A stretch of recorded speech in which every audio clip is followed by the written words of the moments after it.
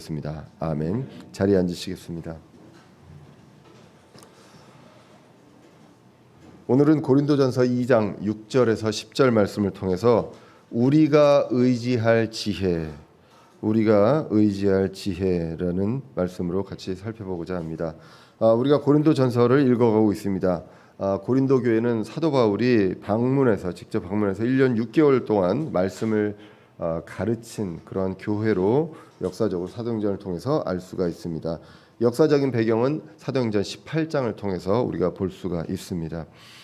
고린도 교회는 말과 지식적으로 풍성한 교회였다라고 이야기를 합니다. 그런데 영적인 면에서 그 성장 면에서는 갓난 아이들에 불과했다. 그래서 책망을 통해서 성장하는 것이 필요했던 그러한 교회로 이제 우리가 고린도 전후서를 통해서 이제 알 수가 있습니다. 첫 번째 책망이 바로 분열이었습니다. 교회 내 비본질적인 이유로 교회가 분열되는 것이었습니다. 이것이 1장부터 4장까지를 통해서 이 분열에 대한 문제를 책망하고 있습니다.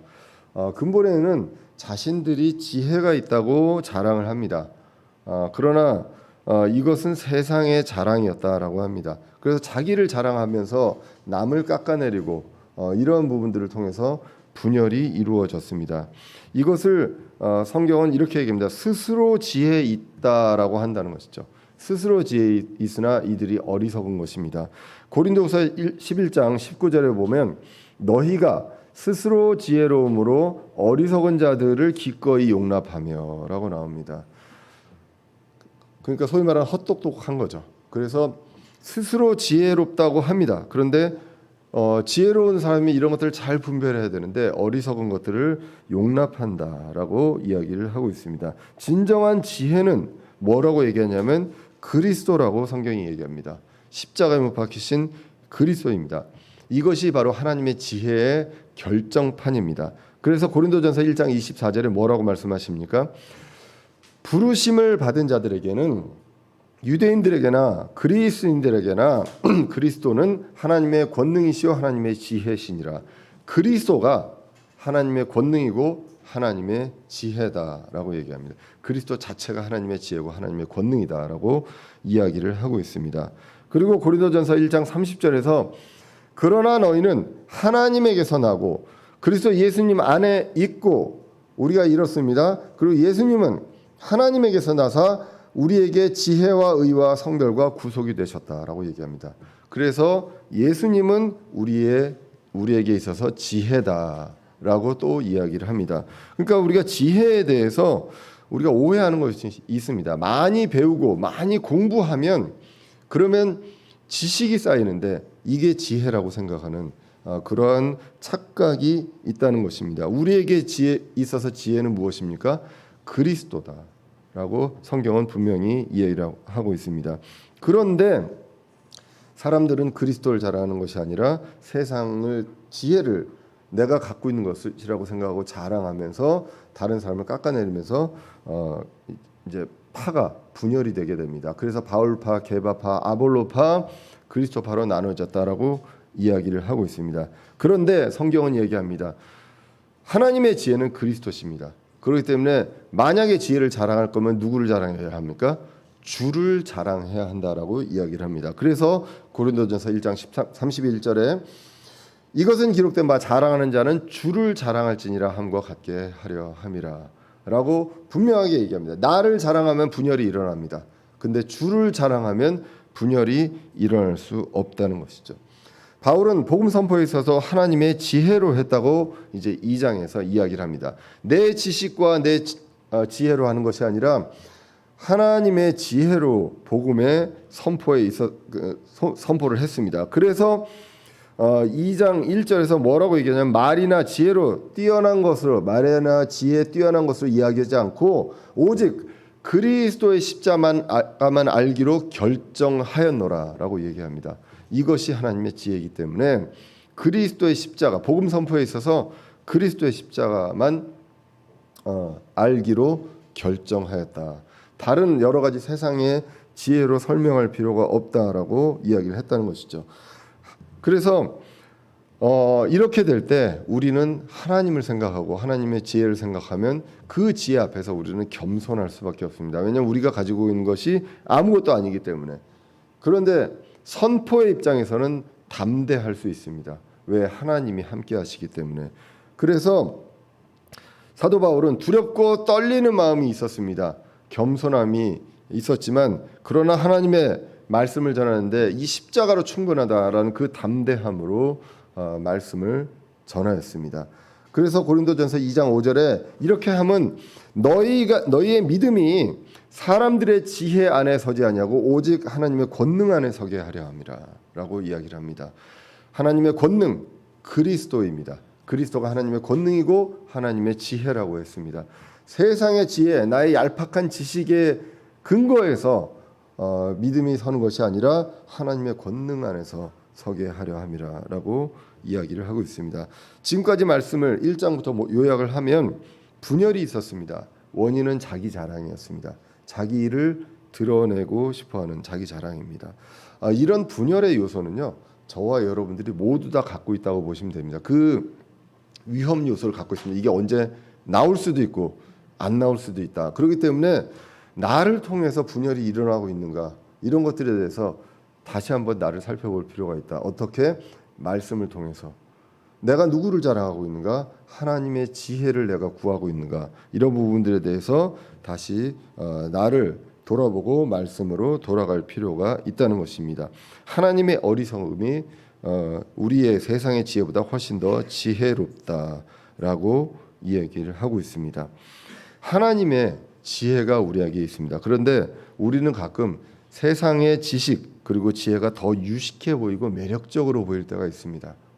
근데 그런 거 다 쓸모없다라고 성경이 이야기를 하고 있습니다. 그러므로 믿음이 하나님의 지혜 안에 서면 안 되고 하나님의 권능 안에서 서야 한다라고 고린도전서 2장 5절에서 이야기를 했던 것입니다.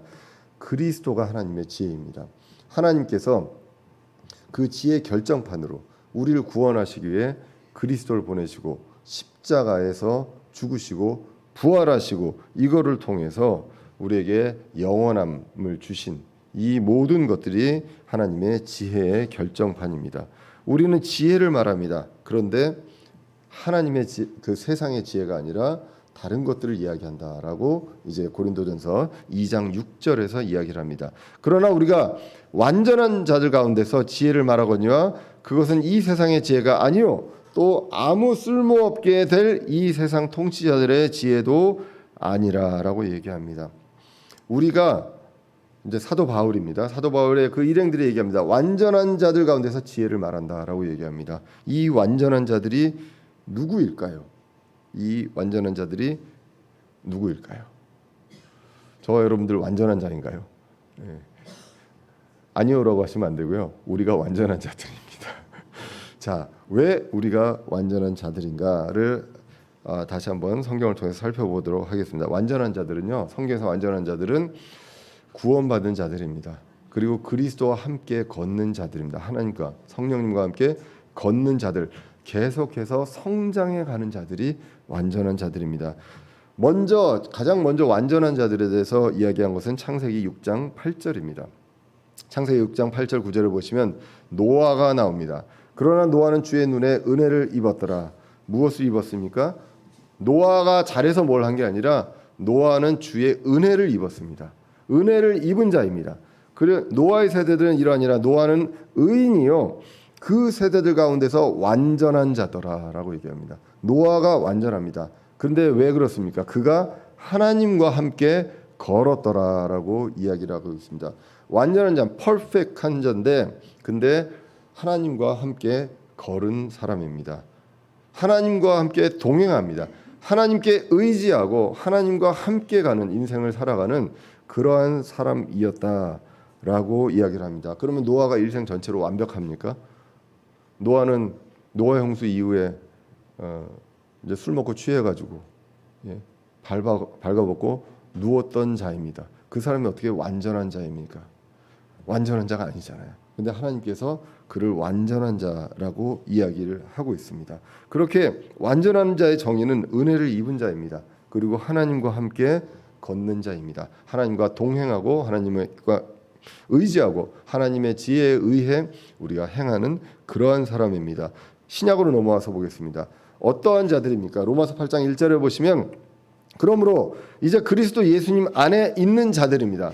저와 여러분들이 하나님 그리스도 예수님 안에 있는 자들이죠. 이들은 정죄함이 없나니 그들은 육신을 따라 걷지 아니하고 성령을 따라 걷느니라.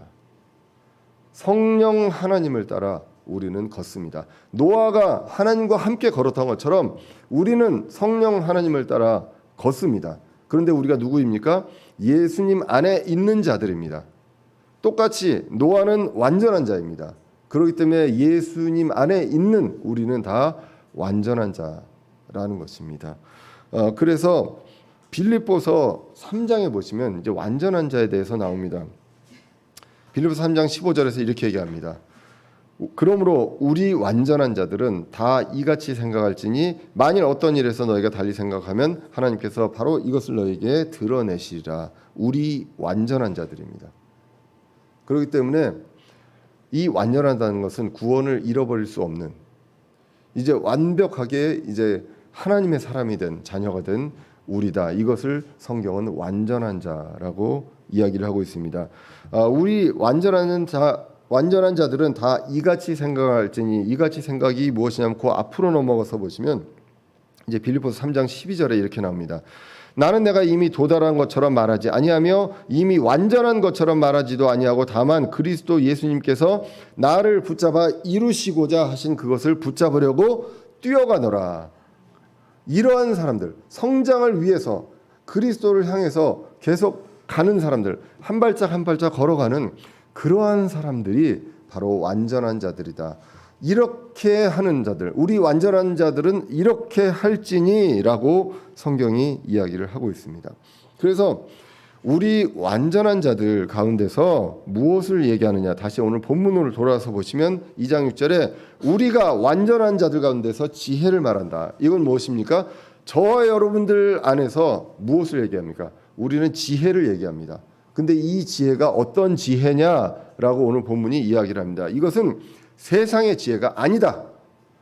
우리가 세상에서 배웠던 지식 그리고 세상에서 경험했던 그런 지혜가 아니다. 그리고 이건 뭐랍니까? 쓸모없는 지혜라고 얘기합니다. 세상의 통치자들의 지혜 이거는 쓸모없는 아무 쓸모없게 될 지혜다. 이런 것들을 우리는 얘기하지 않는다. 우리 완전한 자들은 이런 지혜를 이야기하지 않는다라고 성경이 이야기합니다. 그럼 어떤 지혜를 얘기합니까? 7절에서 나옵니다. 다만 우리는 신비 속에 있는 하나님의 지혜 곧 감추어진 지혜를 말하노니 이 지혜는 하나님께서 우리의 영광을 위하여 세상이 생기기 전에 정하신 것이라 라고 얘기합니다. 우리는 어떤 지혜를 얘기합니까? 하나님의 지혜를 얘기합니다. 우리 완전한 자들은 우리가 이야기하고 우리가 묵상하고 또는 우리가 분별하고 판단하고 결정할 때 무슨 지혜를 얘기하느냐? 세상에서 이렇게 하니까 어떤 조직에서 이렇게 운영하니까가 아니라 하나님의 지혜를 가지고 이야기를 하게 된다라고 성경이 이야기를 하고 있습니다. 그래서 하나님의 권능을 통해 바울이 말한 지혜는 신비 속에 있는 그런 하나님의 지혜다라고 이야기를 하고 있습니다. 오늘 본문에서 보시면 신비 속에 있는 하나님의 지혜입니다. 곧 감추어진 지혜다라고 이야기를 하고 오늘 하나님의 지혜에 대한 내용을 이야기합니다. 위어스비 성경에서는 이 하나님의 지혜의 특성에 대해서 이제 몇 가지로 이야기를 합니다. 이 본문을 통해서 얘기합니다. 첫 번째가 지혜는 하나님으로부터 오는 지혜다라는 거죠. 하나님의 지혜입니다. 하나님이 갖고 계시는 하나님이 소유하시는 그 지혜입니다. 그래서 사람이 정립하고 가르친 그리고 어떤 이론을 통해서 만들어진 그 지혜가 아니라 하나님의 지혜입니다. 그렇기 때문에 하나님으로부터 오고요. 이 지혜를 알 수 있으려면 하나님의 말씀을 통해서 알 수가 있습니다. 사람의 말이 아닌 훌륭한 설교자가 말씀을 통해서 전할 수도 있지만 그것이 아니라 성경을 통해서 우리에게 전해지는 그 하나님의 말씀을 통해서 전해지는 것이 바로 하나님의 지혜라는 것입니다. 그리고 두 번째가 이 지혜의 특성은 감추어진 지혜라는 것입니다. 신비 속의 지혜고 감추어진 지혜입니다. 이 신비라는 것은 무엇입니까?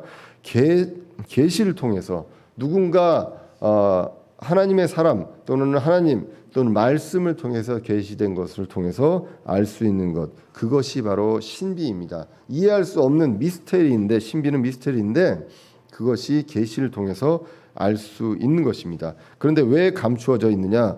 적합한 시기, 적절한 시기가 오면 드러나게 되어 있습니다. 시대를 통해서, 세대를 통해서 이제는 그게 실현됐을 때, 이것이 하나님의 지혜였구나, 이 말씀이 그거였구나라는 것이 드러나게 된다는 것입니다. 그래서 감추어진 지혜입니다. 에베소서 3장 5절 6절에 보시면 이것이 무엇인지 알 수 있습니다.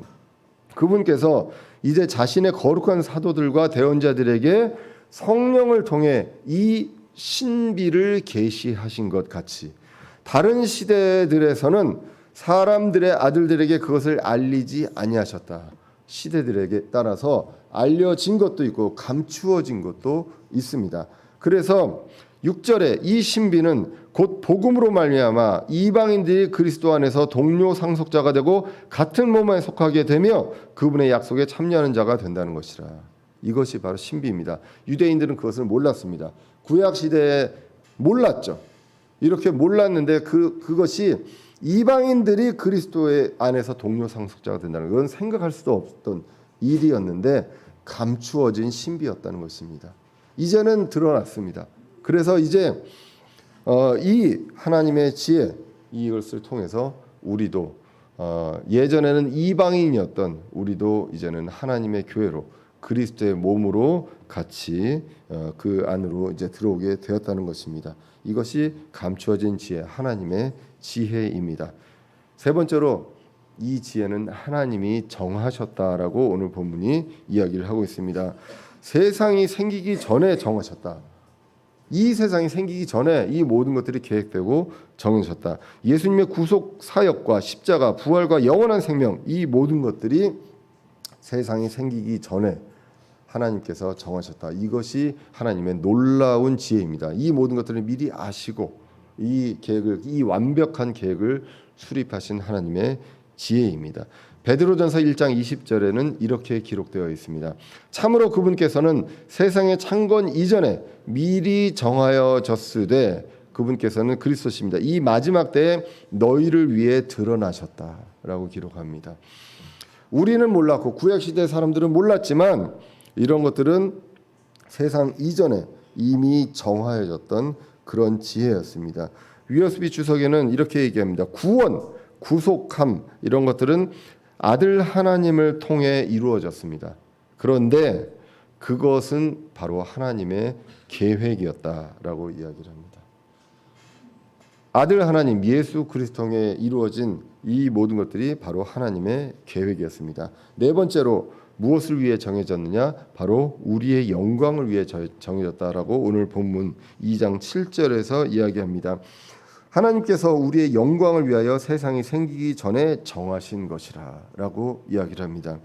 하나님의 지혜 속의 계획은 우리의 영광을 위해서, 우리가 영광을 나타낼 수 없는 그런 죄인들이었는데 이제는 죄 사함을 받고 그리고 부활하고 영화로운 몸으로 그리고 공동 상속자로 될 수 있는 이 모든 것들을 위해 창세 전에 정하셨다라는 것입니다. 하나님의 계획을 통해 하나님의 지혜를 볼 수 있습니다. 이 지혜가 얼마나 완벽한지, 한치의 오차도 없이 완벽한 하나님의 지혜입니다. 그런데 세상 사람들은 세상의 지혜가 더 유식해 보입니다. 성경을 통해 보이는 그 지혜는 굉장히 수준 낮고 쉬운 것처럼, 누구나 다 알 수 있는 것처럼 그렇게 이야기를 하고 있습니다. 그런데 그렇지 않고 무지하다라고 성경은 이야기합니다. 2장 8절에 보시면 이 지혜는 하나님의 지혜입니다.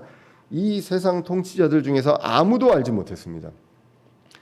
다들 세상의 지혜로 굉장히 똑똑하다라고 생각했던 사람들, 나는 여기에 전문성이 있어, 과학과 철학과 모든 것에 전문성이 있다라고 생각했던 사람들이 있지만 그들도 몰랐습니다. 그래서 이 지혜는 이 세상 통치자들 중에서 아무도 알지 못하였으니 만일 그들이 그것을 알았더라면 영광의 주를 십자가에 못 박지 아니하였으리라라고 이야기를 합니다. 철학자, 왕, 박사들도 이해하지 못했습니다. 세상의 기원과 인간의 죽음, 그리고 이 모든 것들에 대해서 과학적, 철학적으로 규명해내려고 접근하지만 아직 해결하지 못했습니다. 그런데 성경은 이 모든 것들을 이야기하고 있습니다. 그래서 하나님의 지혜가 이 세상의 모든 선생들 보다 더 우수하고 뛰어나다라고 이야기를 합니다. 시편 119편 99편의 9절 100절입니다.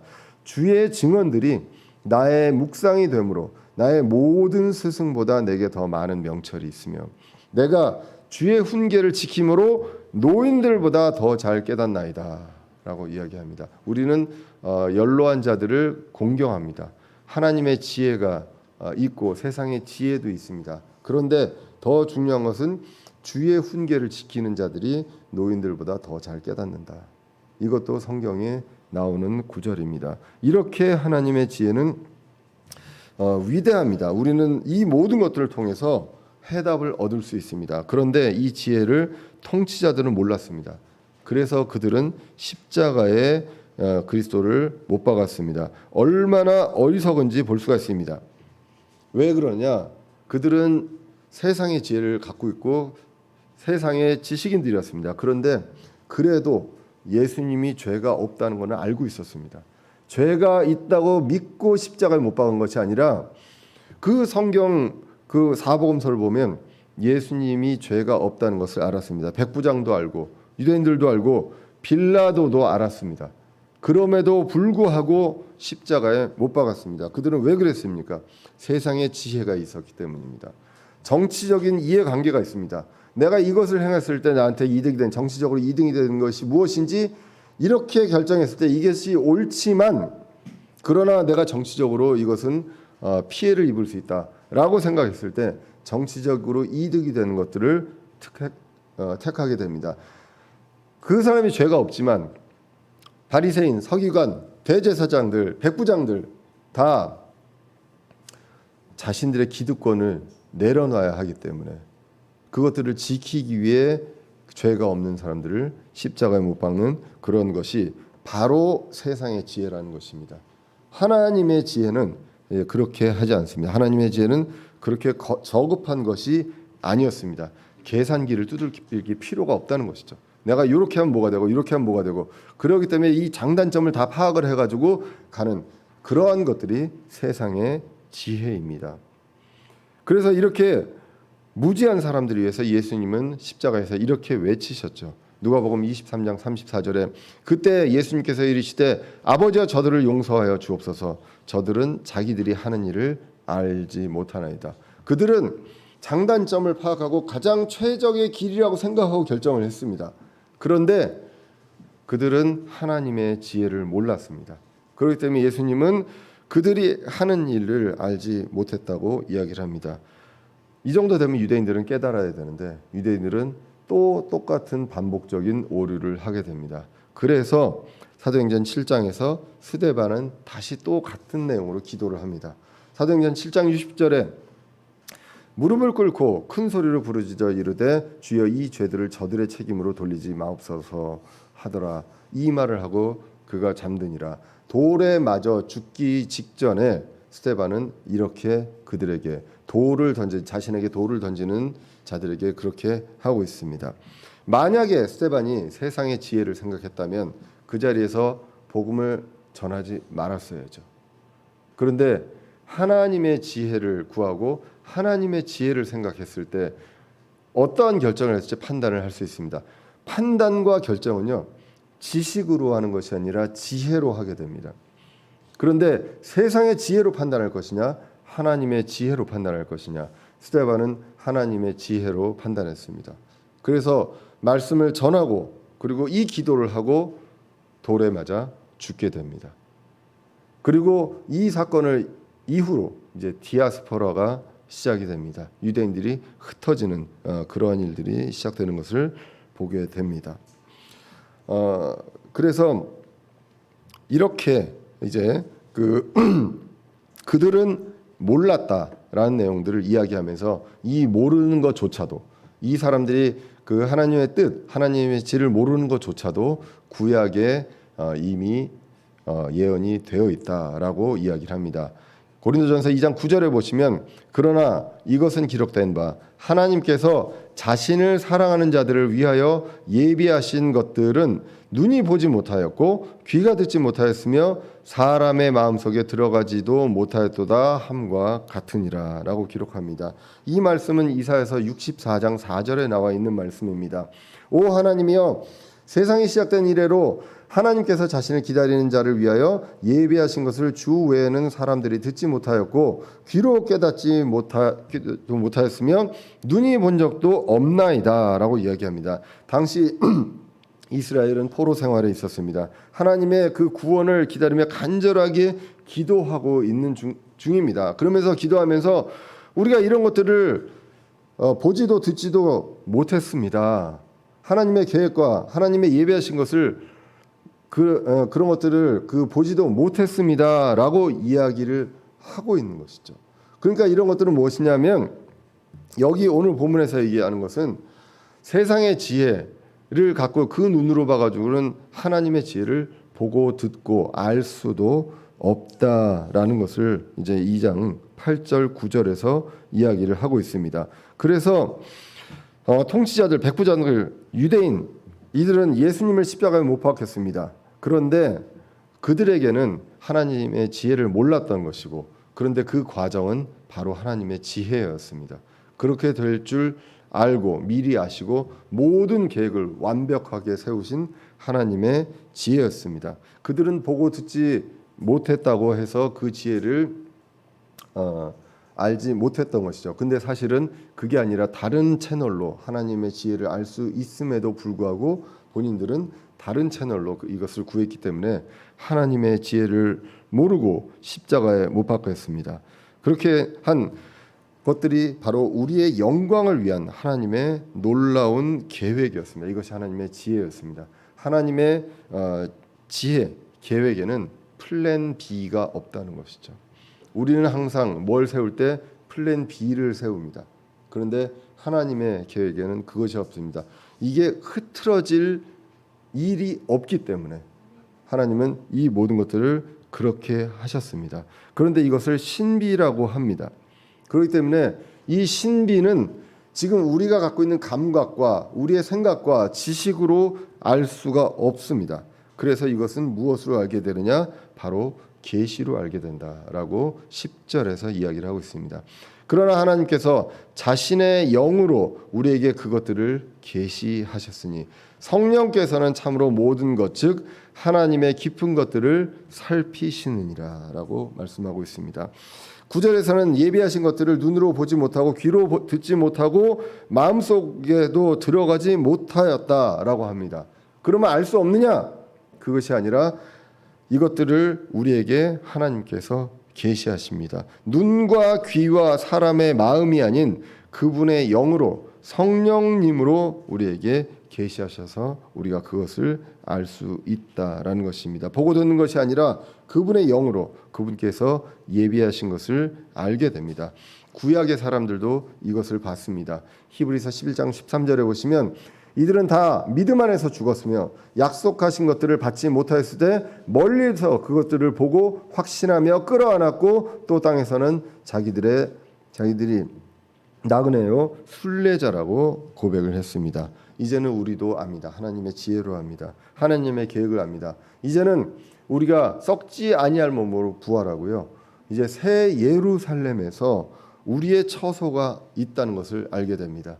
요한계시록 21장 4절에서 뭐라고 얘기합니까?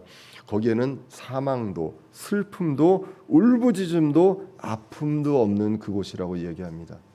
그것을 우리는 무엇으로 알 수 있습니까? 하나님의 지혜로 알 수가 있습니다. 세상의 지혜로 앞으로 일어날 일들에 대해서 이렇게 확실하게 알 수 없습니다. 그것을 우리는 이야기합니다. 우리 완전한 자들은 어떤 지혜를 얘기하느냐? 하나님의 지혜를 이야기하고 있습니다. 무엇을 예배해 놓으셨는지 하나님의 영으로 계시하셔서 우리는 알 수가 있습니다.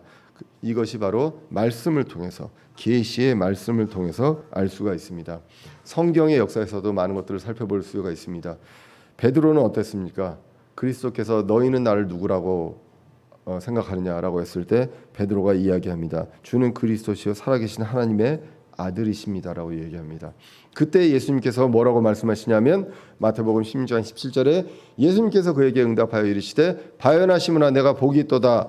그것을 내게 계시한 이는 살과 피, 우리 눈과 귀, 마음이 아니라 살과 피가 아니요 하늘에 계신 내 아버지시니라. 아버지가 계시하셨기 때문에 베드로는 이 고백을 할 수 있었던 것입니다. 성령님께서는 하나님이시고요, 하나님의 깊으신 것까지 살피신다라고 이야기를 하고 있습니다. 그렇기 때문에 우리는 누구를 의지해야 합니까? 바로 성령님을 의지해야 한다는 것입니다. 그것이 오늘 본문 2장 이제 10절에서 나와 있는 것입니다. 성령님께서, 하나님께서 자신의 영으로 계시하셨기 때문에 성령님을 의지합니다. 성령님은 하나님의 깊으신 것들까지도 다 살피신다라고 얘기합니다. 우리가 하나님의 지혜하면 생각나는 사람이 누가 있습니까? 저는 딱 떠오르는 게 솔로몬입니다. 솔로몬은 왕에 즉위하자마자 하나님께 구했습니다. 내가 잘된 것, 잘못된 것을 분별할 수 있는 그러한 명철을 주십시오라고 얘기합니다. 명철은 understanding입니다. 깨닫는 것이거든요. 하나님의 지혜를 깨닫는 것, 그거를 구하게 됩니다. 그래서 바로 두 창녀가 아이를 데리고 왔을 때 여기서 판단을 합니다.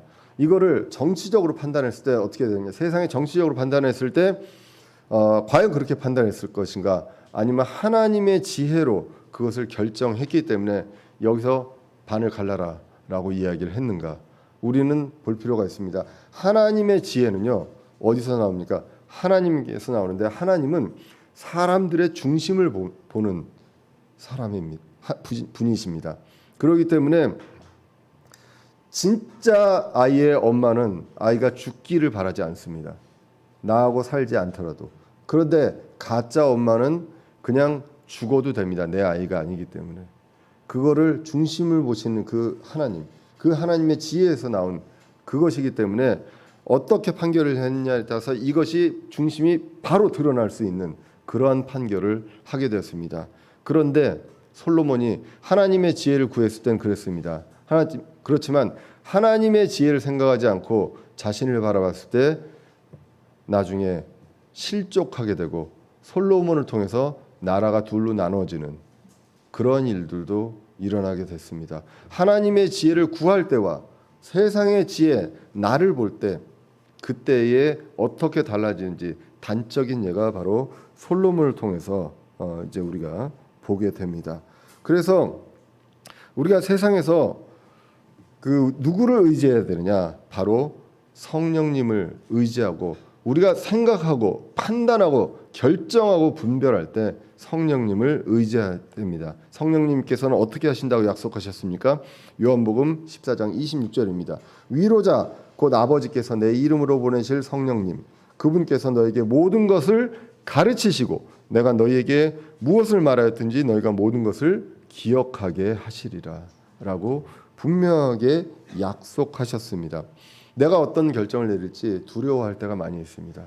그럴 때 내가 이 내용에 대해서 몰라서, 이 지식에 대해서 몰라서가 두려운 것인지 하나님을 두려워하는 것인지 우리는 살펴볼 필요가 있습니다. 잠언 9장에서 하나님을 두려워하는 것이 지혜의 시작이라고 이야기를 하고 있습니다.